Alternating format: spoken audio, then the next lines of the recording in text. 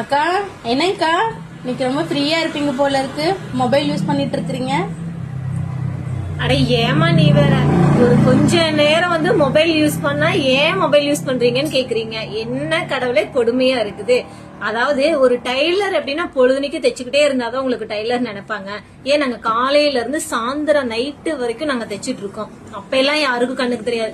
After all ஒரு மொபைல வந்து ஒரு 2 செகண்ட் நாங்க பாப்போம். ஆனா உடனே என்ன சொல்லுவீங்க, டைலர் ஃப்ரீயா இருக்காங்க பாரு, அர்ஜென்ட்னு சொல்றீங்க. நாங்களும் தைச்சு வைக்கிறோம். தைச்சு வச்சதுக்கு அப்புறம் போன் பண்ணா போனே எடுக்க மாட்டேங்கிறீங்க. 10 நாள் கழிச்சு வந்து கேக்குறீங்க.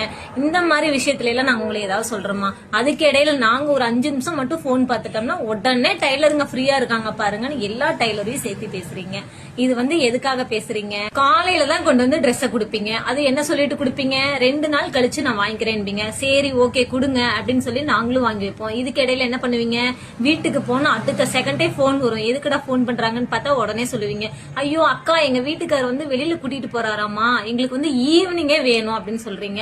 அதையும் நாங்க ரெடி பண்ணி கொடுக்குறோம். கடைசியா பார்த்தா உங்க வீட்டுக்காரர் கூட்டிட்டு போகாததுக்கு டைலர் நாங்க என்ன பண்ணுவோம், எங்க கிட்ட வந்து நீங்க துணியும் வாங்க மாட்டீங்க.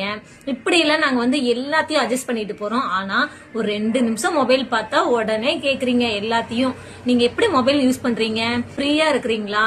மொபைல்லாம் நீங்க மொபைல் பாக்குற நேரம் என்னோட ஜாக்கெட்டை வெட்டி தைக்கலாம்ல அப்படின்னு சொல்றீங்க. எனி டைம் உங்களை பத்தின சிந்தனைகளோட தான் நாங்க இருக்கோம். ஆனா கொஞ்சம் கூட எங்களுக்கு ரிலாக்ஸே இருக்க கூடாது அப்படின்ட்டு நீங்க எப்பயுமே நினைக்க கூடாது. ஏன்னா நாங்களும் மனுஷனுங்க தானே. நாங்களும் வந்து கண்டிப்பா வந்து ரிலாக்ஸா இருந்தாதான் உங்களோட துணி வந்து உங்களுக்கு அழகாவே நாங்க வந்து தைச்சு கொடுக்க முடியும். நாங்க டென்ஷன் ஆனா உங்க துணியோட நிலைமையை யோசிச்சு பாருங்க கொஞ்சமாவது. இந்த வீடியோ வந்து நிறைய பேத்துக்கு ஷேர் பண்ணுங்க. பிடிச்சிருந்துச்சுன்னா லைக் பண்ணுங்க. ஒவ்வொரு டைலருங்களுமே வந்து எப்பயுமே வந்து ஒரு டைலரை பார்த்து நீங்க ஜாலியா இருக்கீங்க, நீங்க ரொம்ப ஃப்ரீயா இருக்கீங்க அப்படிங்கிற வார்த்தையை இனி யாரும் கேட்காதீங்க. தேங்க்யூ.